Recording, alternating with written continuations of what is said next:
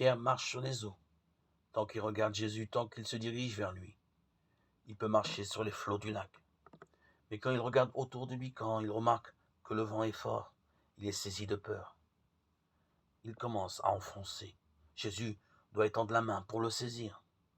Si Pierre n'avait pas fait attention aux vagues ni au vent, s'il avait concentré son regard sur Jésus seul, il ne se serait pas trouvé en péril.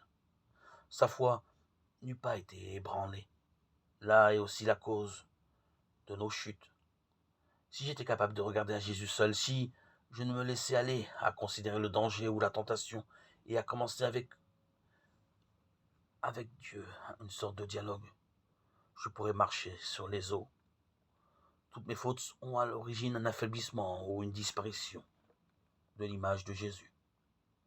Mais comment dresser devant moi une image de Jésus assez forte pour qu'elle l'emporte sur la crainte du danger ou l'attrait du péché?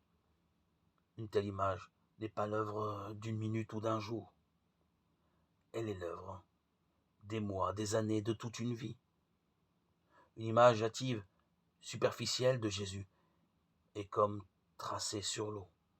Elle s'évanouit à la première brise, au premier choc. Je dois former lentement, en profondeur, cette image de Jésus. Ou plutôt, je dois me maintenir assez malléable pour que Jésus grave sa face sur mon cœur.